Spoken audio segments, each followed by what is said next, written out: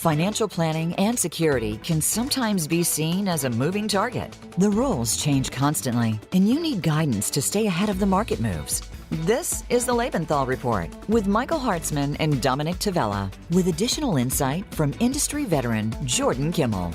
We'll break down the news, trends, and overall direction of the markets, telling you what may be coming next, investment opportunities, and what to avoid. Now, here are your hosts, Dominick Tavella and Michael Hartzman. And good evening, everyone. I am Michael Hartzman. Today is Tuesday, May 11th, 2021. And as usual, I'm on with my partner, Dominick Tavella. How are you, Dominick? Good evening, Mike. How are you? I'm all right.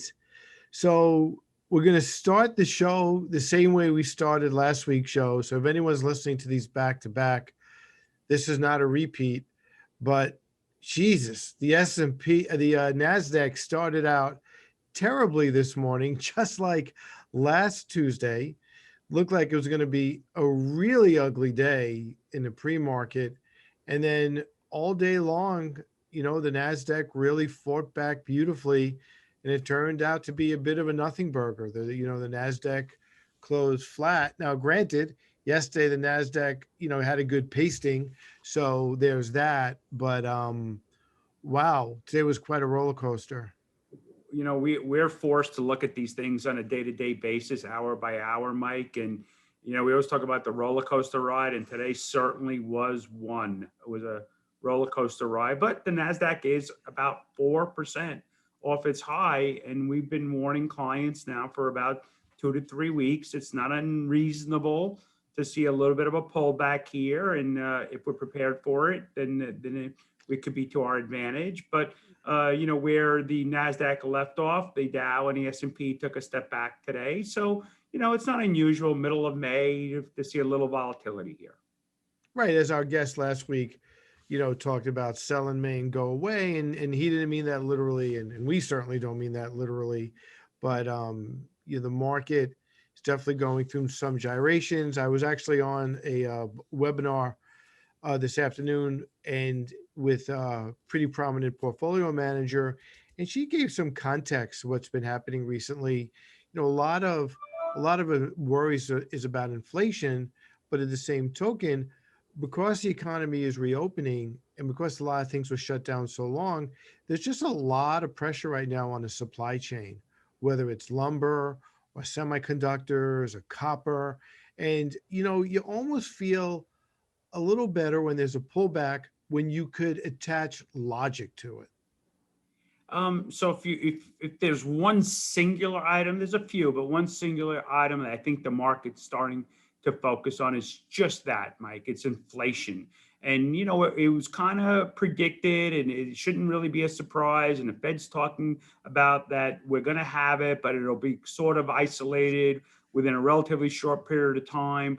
But I think every single one of us, and especially portfolio managers, are going, hey, wait a minute, this may not be an isolated event. We're seeing the prices of lumber and steel and oil because of the pipeline event. We're seeing geopolitical events, labor now being shortage in a lot of places. And there's starting to be a fear that this inflation scare may not be necessarily a one-time event, may not necessarily be a short-time event, and that might be the actual trigger that really initiates a pullback in these markets. It could be, and the counter argument to that is the supply chain fear should be short-lived, maybe a quarter, right? Let these factories get up and running, and maybe it takes them 3 months to get the product into the high demand that we have. But the other factors, the other long-term inflation factors, are definitely out there. There's no doubt about that. And literally, Mike, that's what the Fed is hoping for, right?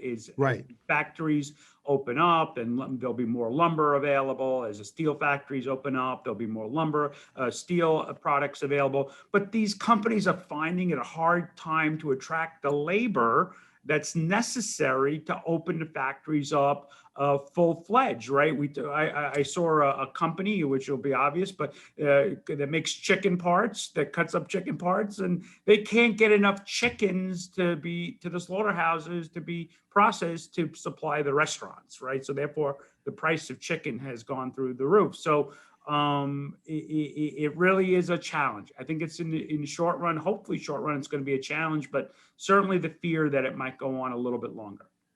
Well, that's a new one. I heard about lumber and copper and semiconductors. Don't stress me out Chicken by wings, telling me there's a Mike. shortage of chickens. Chicken wings, especially. Listen, I'm an expert on that. But it is the truth. And processing plants, amongst many other areas, car production, we've talked about in past discussions, right? There seems to be a shortage just about everywhere. And it makes sense that as the factories open, that would lessen, but not if you can't find the workers or get the workers to come back to work. Then we have a real big problem on our hands. And the labor report we got on Friday was pretty ugly. Yeah, I was going to touch on that. Maybe we'll touch on that on the close, or maybe our next guest could touch on that. So our guest this evening is Dr. Leila Heckman from DCM Advisors, and we've asked her to really touch on the global outlook, which we always kind of dance around, but we never really did a deeper dive. So we've asked Dr. Heckman to do that this evening, and looking forward to her comments. I as well. So we will be right back with Dr. Leila Heckman from DCM Advisors. Financial planning and security can sometimes be seen as a moving target. The rules change constantly, and you need guidance to stay ahead of the market moves. This is the Lebenthal Report. All right, I'm Michael Hartzman, back with Dominick Tavella. And tonight we have a special guest, Dr. Leila Heckman from DCM Advisors. And Dr. Heckman, right before the break, I indicated that you're going to talk hopefully about the global scene. But before we do that, I guess you have to, well, first of all, welcome. Sorry about that. Thank you. And let's talk about, where you see the global environment. And I guess you have to talk about the domestic environment first. So why don't you just tell us kind of what you're thinking right now in terms of your global outlook? Sure. I've been looking at the global markets now for close to 30 years. And when I started, Japan was 60% of the global marketplace. Today, it's the US that's 60% of the global market. So I'm going to start off with the US, give you some thoughts about the US, about the positives and negatives that I see in the market, and then we'll move on to some sectors, and then we'll talk about going outside the US, which everybody should have a piece of their portfolio outside the US. Right. Certainly on the positive side of the US market is that as the US recovers from the COVID recession, US GDP growth forecasts are being upgraded. Right now, we have a forecast of 6.6% for GDP for 2021. And that's even lower than some other Wall Street firms. Some prominent firm has a forecast of 6.9% for GDP growth for this year. 6 months ago, there was a GDP growth for the US of 3.8%. So it's definitely been upgraded, the US growth rate. Earnings this year is forecast to be around 21%. Last year, earnings declined by 15%. So these are definitely some positives. And also we know that our interest rates are low. They're about, short-term interest rates are approximately 0.5%. And the Fed has maintained that will not raise interest rates until they see inflation for a while above their target of 2%, and also low as the unemployment comes down. So what are the negatives? And then, what I'm saying about the US can be probably said about a lot of other markets around the world. As the growth rates for the economy recover, it's exactly what you and Dominick were talking about, is that there's the pressure on inflation. And just to give a story about lumber, is a friend are building a room on their house in the Berkshires, a new bedroom suite. And last year was estimated to be $150,000 to do that. This is just before the pandemic hit. Right now, the estimate is $300,000 to put on this additional room.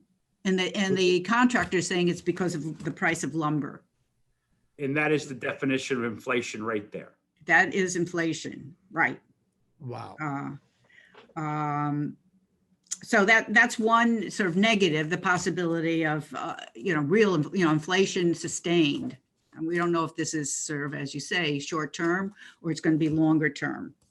Also Kramer was talking yesterday on his show about he owns a restaurant in Brooklyn and how he can't get help to work in his restaurant. So that's the question of inflation. That's a negative. Where all the employees go, right? I mean, everyone says the same thing. They can't find people. They can't find people. So is that short term or long term, or is it once people get off the supplemental unemployment? Will people go back to work? Right. As the kids go back to school, will people go back into the job market? It remains to be seen. The other negative that can be said about the market, and it's true of the U.S. and as well as outside the U.S., is that things aren't cheap. Mm-hmm. The trailing PE of the U.S. as measured by MSCI, they have an index that's similar to the S&P. The trailing PE is 35 times for the U.S. Now, that's of course based on last year's earnings, which were down 15%. Forecasted PE for the U.S. is now at 23. That's for 2021, forecasted PE. Its 10-year average of forecasted PE is around 16 times. So we're not talking super cheap. And we all know where the sectors that are not cheap are, and technology, communication services, consumer discretionary. Those are not cheap sectors. So the question is it similar to the tech bubble of 1999, 2000? And I would say that there are some similarities, but I don't think it's overwhelming. I remember being in a cab in 1999 coming back from JFK, and the cab driver is telling me what tech stocks he was buying, what he sold, how much money he was making, what Chinese tech stocks he was buying. There was somebody in my house fixing the refrigerator last week, and he was telling me exactly that, what tech stocks he was buying. And, all of a sudden I remember 1999, but I think it's not, exactly similar. I mean, I think that 99, remember the IPOs and there weren't earnings. Now the tech companies do have earnings, and it's not, and they were not, most of the tech companies are proven as opposed to unproven. That happened in 99. So I'm not sure how far we can, make that analogy. And also valuations are not nearly as stretched as they were in the tech bubble. Now, this brings, however, the question that people should have a portfolio that not only includes the U.S., but also includes non-U.S. stocks and should be diversified. In terms of sectors, value versus growth, and this is true not only for the U.S., but also outside the U.S. Obviously, growth has had a pretty good run. Since August, value has been running, whether you're talking about the U.S. or outside the U.S. We have come up with some indicators that help tilt towards value versus growth in the U.S. and non-U.S. as well.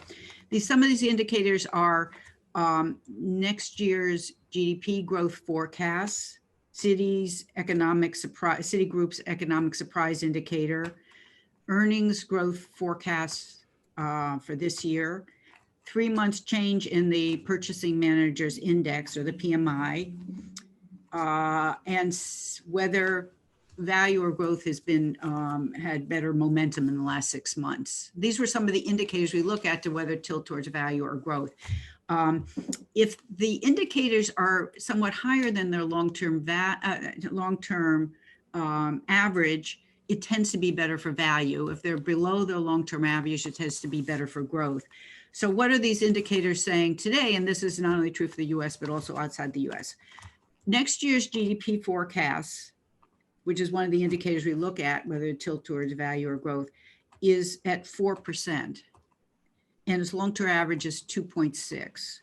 So somewhat above its long-term average, next year's GDP growth forecast. So I would say that that's pretty positive, somewhat positive for value. It's these economic surprises that tend to be positive for value. Citi's economic surprise index is 28, its current reading, its average is 3, so that's also positive for value. 3-month change in the purchasing managers index, its current reading is 7, it's 7% higher than 3 months ago. It's average around 1%. That's modestly positive for value. In August, it was a much more difference. The 3-month PMI was up like 32% over a 3-month period. Right now, it's only 7%. So some of the value could have run already. And outperformance of value versus growth over the last 6 months. Yes, value has outperformed growth over the last 6 months. So that's also positive for value in terms of positive momentum. So we're modestly tilted towards value, but of course you do not want to neglect the growth stocks in your portfolio. You're tilted towards value. That's the future. Those are the future of the globe, are really the growth companies. Leila, we're going to run short on time, so I just want to make sure we focus on international. Sure. We're looking at the picture today, and obviously the U.S. markets have done exceedingly well, as some of the international markets. But it's clear that in terms of vaccinations and how much distribution there's been on a global scale, especially Europe, that they're behind us, right? So I think in terms of economic activity and how much they still have to go, I think there's more opportunity there than there is left in the U.S. And we're looking to increase our exposure on the international fronts in our portfolio. Right, because if you look at how markets have done over if you look at 20 years, the last 10 years or so, the U.S. has done extremely well relative to other markets around the world. Well, that doesn't, in the real world, that doesn't continue forever. And I think I think you're right. I think there is a big opportunity of investing outside the U.S. Now, the question is what about cheapness? What about valuation? And some, the average for Europe, the average forecasted PE is 18 times. The US is 23 times. So it's somewhat cheaper than the US, but it also tends to always be cheaper than the US, a lot of the markets outside the US. So it's, part of the issue with the US, it has a lot of tech companies, which tend to be highly valued.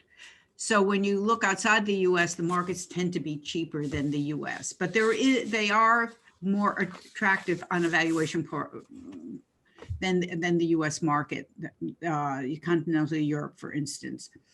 Also, Europe is 40% of the non-US capitalization. So you have to have a piece in Europe. The only issue with Europe, and I think that's what you've just talked about a little bit, is that they are behind the curve in terms of vaccinations than the US. It's a little slower rollout. They will be rolling it out, but it is a little slower. And the GDP forecasts are not being upgraded quite so quickly as they are in the US. So that's a little bit of a negative, but it's also an opportunity because when they do pick up, when their PMI indexes increase the way ours are, it will be an opportunity for investment. So wouldn't you think that's like buying into the U.S. markets maybe 3 to 6 months ago? Yeah, I think you're right. I think there is that opportunity because they are behind us in terms of their recovery, their economic recovery.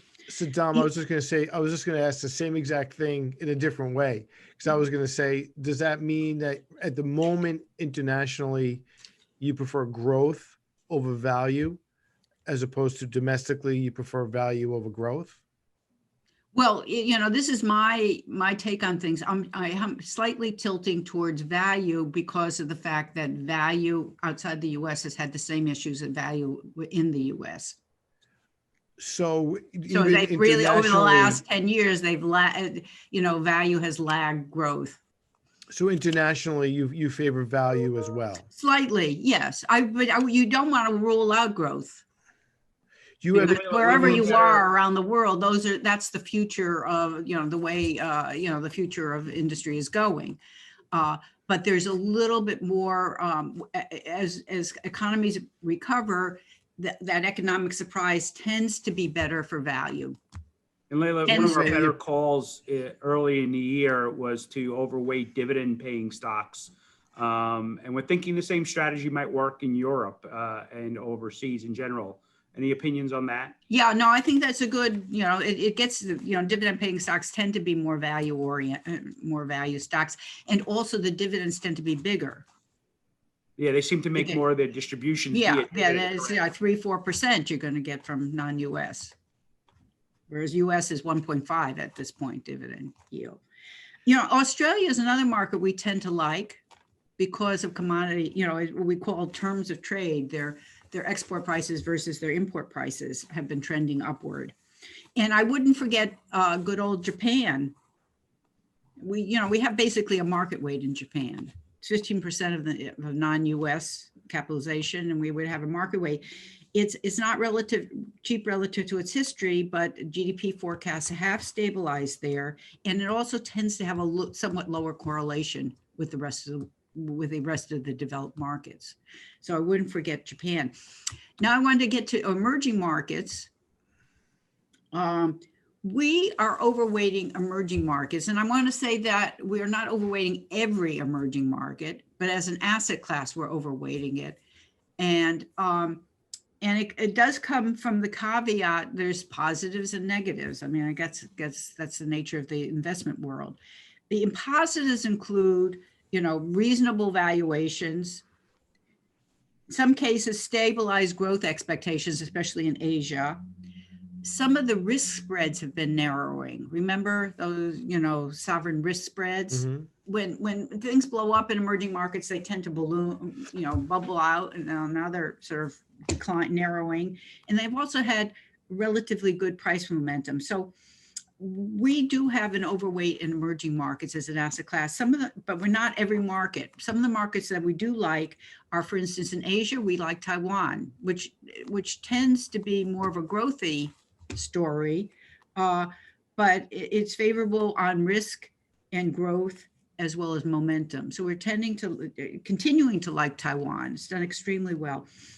In emerging Europe, Middle East, Africa, South Africa is a market we like because of that terms of trade, export prices relative to import prices, and also has reasonable valuations. We also like Latin America with the caveat that there's definitely a risk there because of COVID, especially in Brazil. So we like Chile, where terms of trade looks good. GDP forecasts have been upgraded.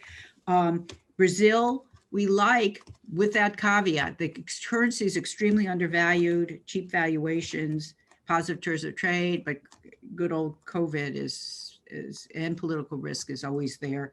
And Mexico is another market we like. So we tend to overweight Latin America. We have a few likes in Middle East, Eastern Europe, Africa, and then in Asia, especially Taiwan.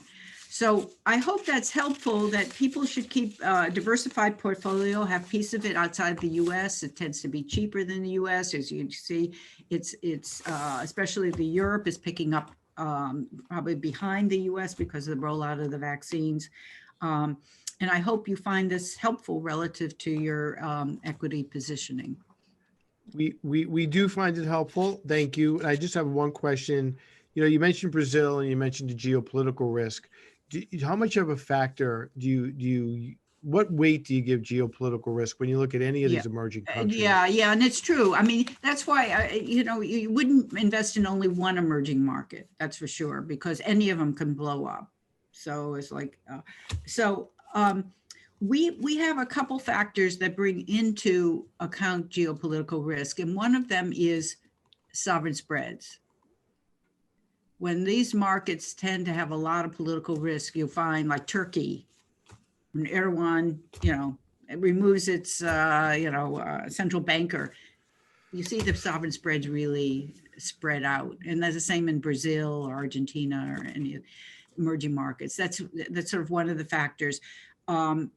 You also see it in changes to GDP growth. We look at not only the absolute level of GDP, but also are they being revised upwards or downwards? The same with earnings growth. Are they being revised upwards or downwards? So it comes out, we don't have a political risk factor, but it certainly comes out in some of the things that we look at. And Leila, only because we're literally running out of time. If we did get higher interest rates here in the States, that would probably strengthen the dollar. What would your opinion then be of emerging markets? Well, often when, if there's a lot of dollar denominated debt, that can be a little bit hard on emerging markets. But I've seen the emerging markets go up and down, whether the dollar is strengthening or weakening. But historically, because of a lot of dollar denominated debt, it was a little bit more tied to the dollar. And now there's, local currency debt that's not quite so tied to the dollar. And I think currencies are very hard to predict. That would be my conclusion. Thank you. Dr. Heck, Dom, you have any other thoughts or questions? I think we're getting close to our cutoff. So I think I'm going to say thank you so much. I appreciate your time, and would love to have you back where we can expand on some of these subjects. Oh, great. It's my pleasure. Dr. Heckman, thank you very much. You're welcome. And we'll be right back right after this break. Financial planning and security can sometimes be seen as a moving target. The rules change constantly, and you need guidance to stay ahead of the market moves. This is the Lebenthal Report with Michael Hartzman and Dominick Tavella. Now, back to the Lebenthal Report. And welcome back to the Lebenthal Report. I'm Jordan Kimmel, Chief Equity Strategist and Portfolio Manager. And it's a delight to bring on not only a colleague, but a friend. It's Herb Blank, the Chief Quantitative Strategist over at ValuEngine. Herb, thanks so much for joining us. Thanks for having me, Jordan. Well, it's going to be fun. We have a few minutes to really, peel back the onion a little bit. But let me share with the audience, I met you, sounds crazy, last century. And I do believe, Herb, I just have to throw this out. I don't want to exaggerate. I believe you've run the first ETF ever, maybe. And I consider you really the nucleus of the whole ETF movement, which has probably picked up more billions and trillions than you even imagined when we first met. I had pretty high expectations, as you'll recall. And what I loved is the structure of it, which is more efficient than the traditional mutual fund structure, not only from taxes, but for the manager in every way, and saves money for the investor in every way. Right. Well, I run SMAs, which are equity-based. Dominick Tavella is going to come on in a few minutes. He's running the bulk of really the assets, and he uses ETFs a lot. And I know you want to talk about some specific tilts you're using right now. We're going to get to it, but I want you to spend just an extra minute, if you will, why ETFs are actually beginning to really replace, mutual funds, and why they're so beneficial. The devils, as always, are in the details, Jordan. But in general, ETFs that actually use the 40 Act fund structure, which is the great preponderance of them. There are exceptions like GLD we can talk about on another broadcast, but the equity and fixed income ETFs that use the traditional 40 Act structure have many advantages over them. They do not have to manage to daily cash flows.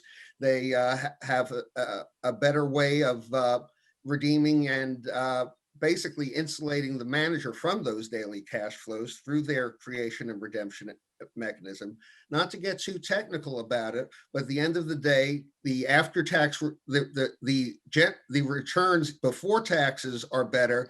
The after-tax and after-fee returns are much better than on a traditional mutual fund. And there's no cash drag with an ETF, whereas a mutual fund has to keep cash on hand for daily redemptions. Right. And, you know, we enter a market right now where we're bringing in a lot of new accounts that are filled with some tech companies that have huge profits built up in them. When those things are sold in mutual funds, a newcomer pays those taxes.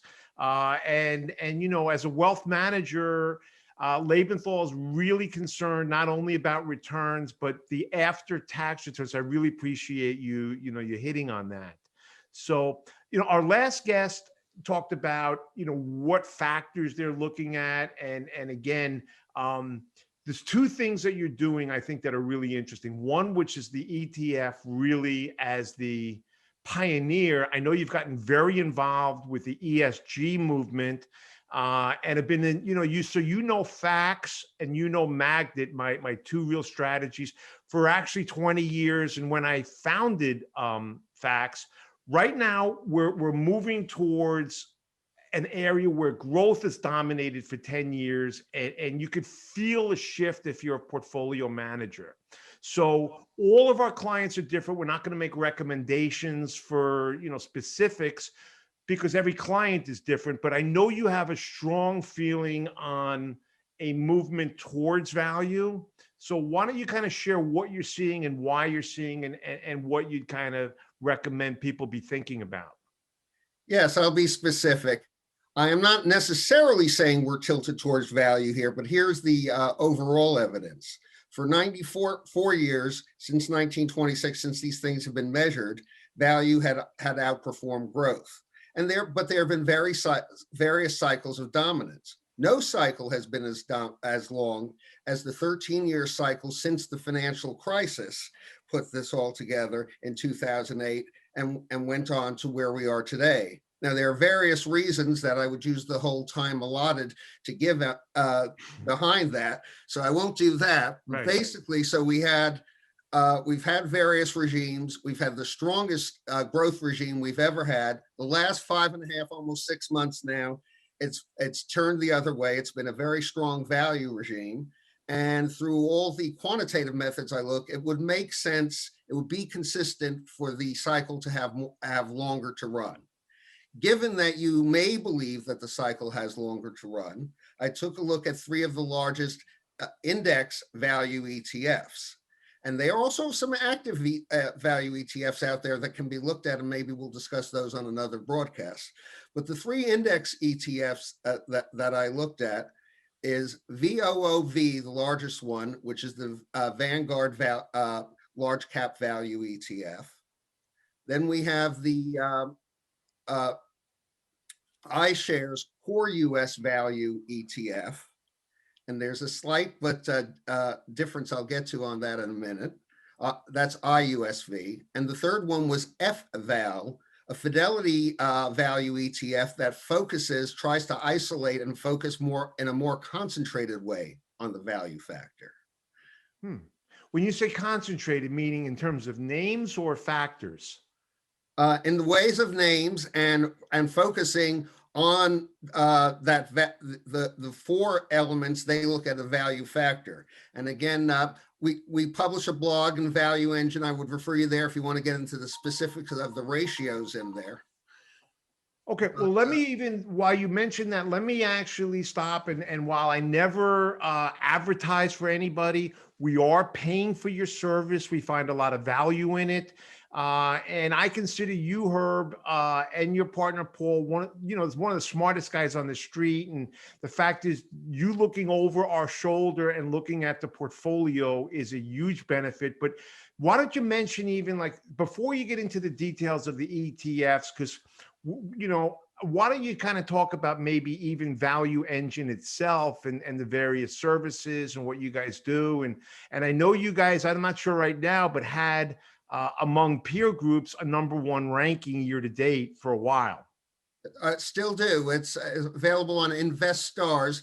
They rate independent research services, and they look at both the fundamental and the quantitative. We're in the fully quantitative group, and we're number one among the 16 they list, 4 notches above Zacks Investment Research.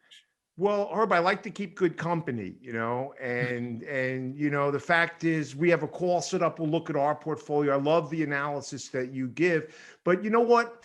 Sometimes we get into the woods. We forget how much we're in the woods.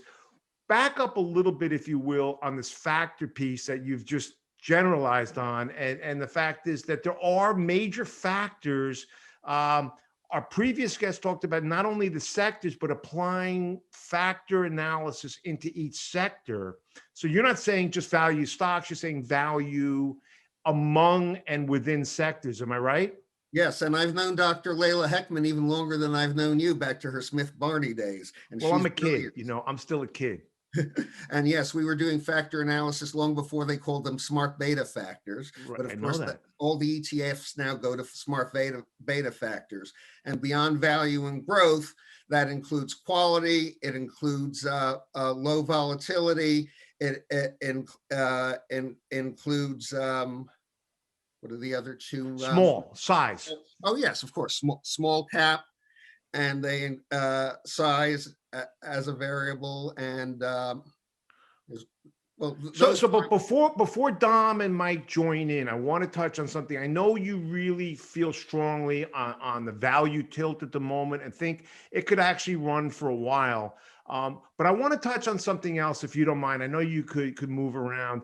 When I put together this thing called Facts, which is the most trustworthy companies, it's basically quality.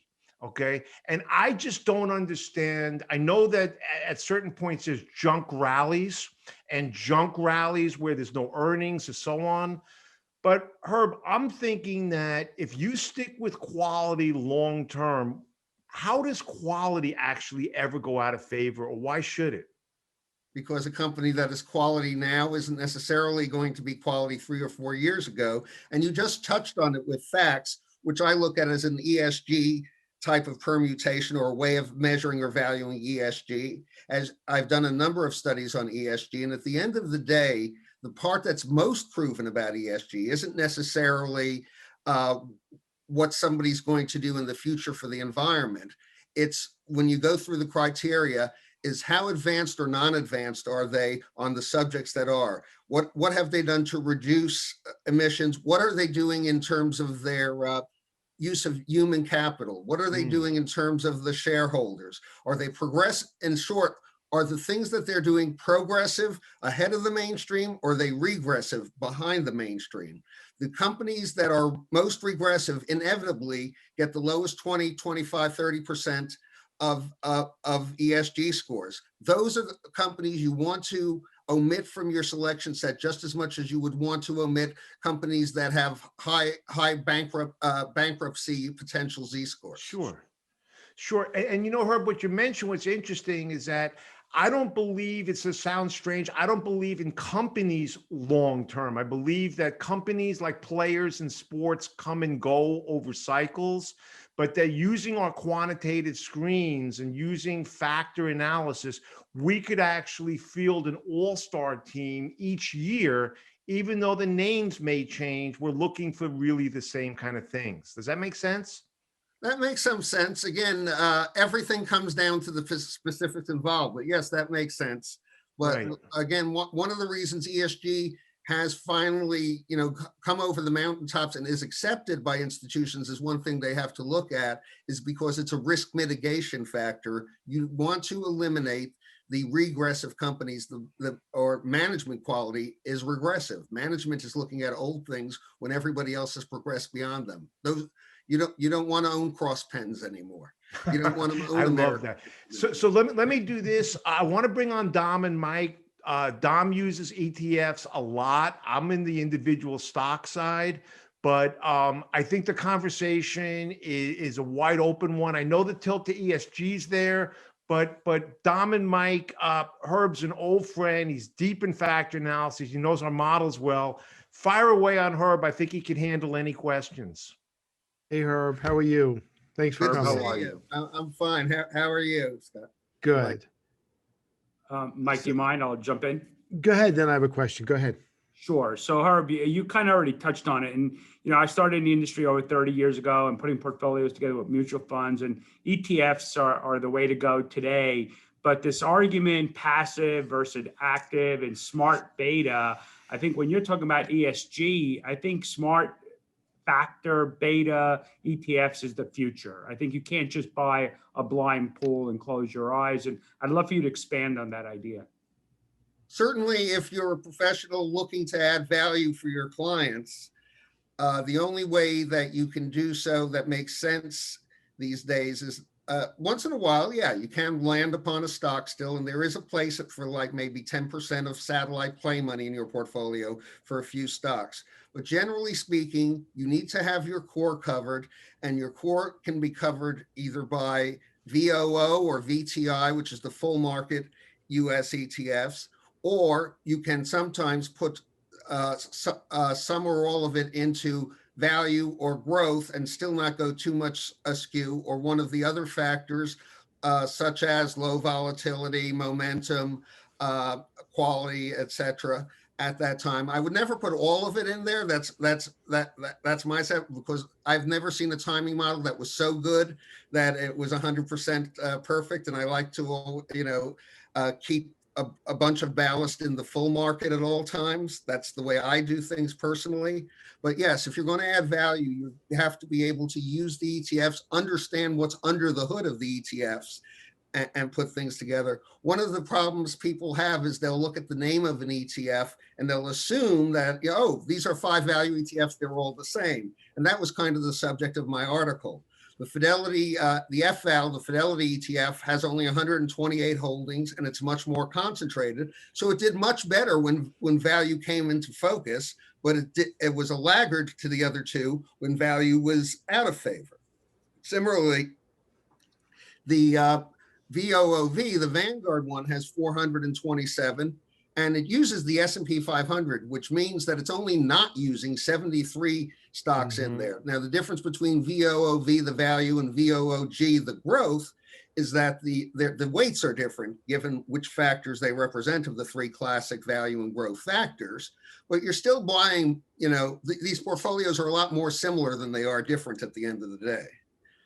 The one twist that I liked very much with IUSV is and they call themselves core rather than large cap, because it also includes the 400 of the MDY, the mid cap. So you're getting the best of the 900. So your 10 largest holdings are the same, but you get a little pep from the fact that mid cap has over time outperformed large cap.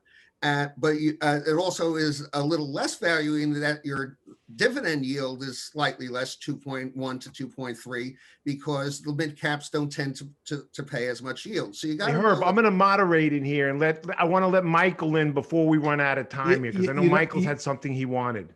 You know what, Jordan, we have less than a minute to go, so we'll have to bring her back, and I'll have to hold on to my question because we are quickly running out of time. Well, Mike, if you do that, I mean, that's like Hollywood. You're really, really holding our viewers for the next show then, huh? And I get it. All right. But Herb, we run out of time already. It's this quick. I really do believe that the factor analysis that you use and ValuEngine uses, and I really will welcome you back. I'm going to welcome the founder of ValuEngine on another day.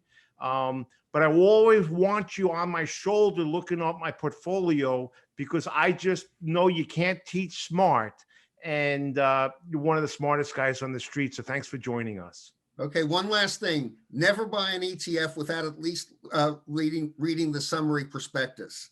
Know what you're buying. Don't assume. I think That's we great believe advice. in that, Herb, very well. So we're going to take a quick break. We're going to be Herb, back thank to you wrap up again. the Can't wait to Lebenthal have you Report right after this. Financial planning and security can sometimes be seen as a moving target. The rules change constantly, and you need guidance to stay ahead of the market moves. This is the Lebenthal Report with Michael Hartzman and Dominick Tavella. We'll break down the news, trends, and overall direction of the markets. Now, back to the Lebenthal Report. All right, I'm Michael Hartzman. I'm back with Dominick Tavella. So, Dom, we had two great guests, Dr. Heckman, who talked about the global picture, and Dr. Herb Blank, who talked about ETFs, exchange traded funds. But what I wanted to spend a little more time on was a headline from Friday about the jobs report and how the media called it a giant miss. And what was really interesting about that is the NASDAQ went up, right? The NASDAQ took bad news and made it good news. Why? Because they looked at that as taking some of the pressure off of this inflation bugaboo that we have. So, Friday's job miss was another example of bad news being good news for the upside business that we're in. So the giant miss, and I think people should understand the context. They were expecting about 1 million new A million. jobs. Yeah, Right? 1 million. I always talk about the whisper numbers. The whisper numbers were supposed to be somewhere between 1.2, and I heard a number as high as 2 million new jobs. So the markets would not have been shocked if it was 1.2, 1.1, 2 million jobs when we got only 250,000 plus or minus. That was definitely a huge miss, and you're absolutely correct. The NASDAQ saw that as the Fed had the luxury to keep interest rates longer. The economy was going to take longer to recover, which all of that might be true. Still, we don't know. But further analysis was not that the jobs weren't there, which is traditionally what happens in a recession. It's that there weren't people to fill the jobs. Help wanted signs all over the country. Right. And on my way to work yesterday, I heard an interview on CNBC with the head of the Chicago Fed. And he said, look, 1 million was a big number, right? He said, 225,000 is not terrible. And we'd like to see 1 million next month, but we don't know we're going to see 1 million next month either. So, maybe some of those expectations need to be tamped down as well.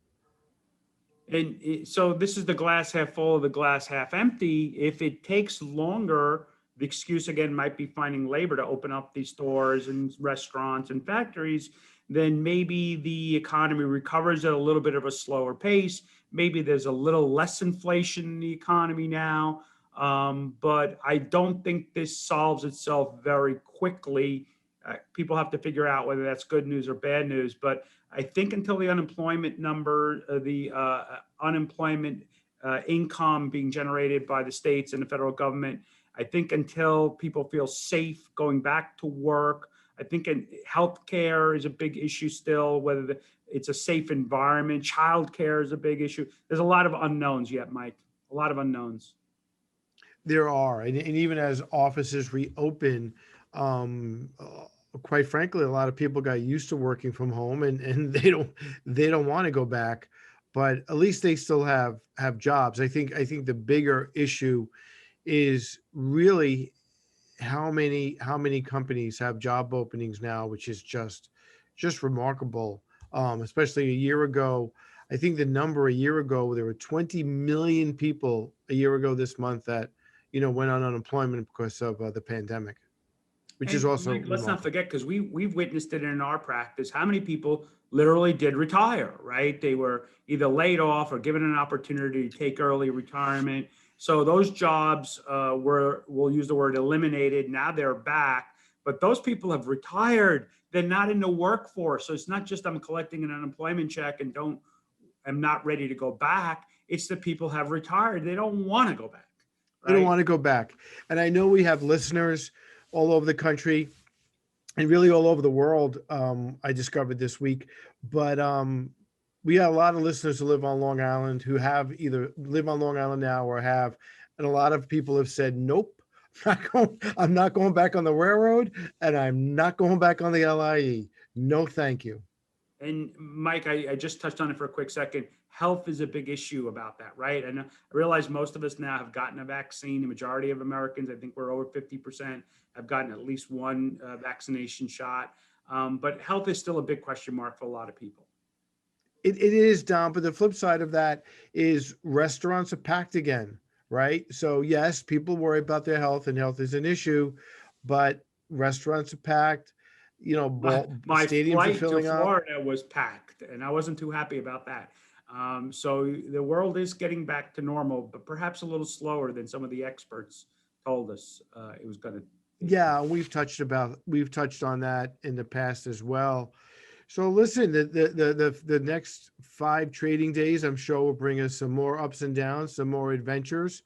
Next week's show, we're actually going to have a tax expert on. Tax season is winding down this week, and next week, please tune in because we'll talk about some of the concerns that are hovering over the market as it relates to rising taxes and rising capital gain rates. And that could be a big market mover, right, Mike? We don't know what the new rules of the game are going to be, but depending on some of the rumors out there, it could be significant. Yeah, sure can be, and it'll affect both equity investments and fixed income investments for sure. So on that note, Dominick, stay safe, and I will see you next week, my friend. Be well, Mike, and I'll talk to you soon. Have a good night, everybody. Good evening, everybody. Thanks for tuning in to the Lebenthal Report. Dominick, Michael, and Jordan will be back for our next program, airing next Tuesday at 2 p.m. Pacific Time and 5 p.m. Eastern Time on the Voice America Business Channel. Until then, have a great week.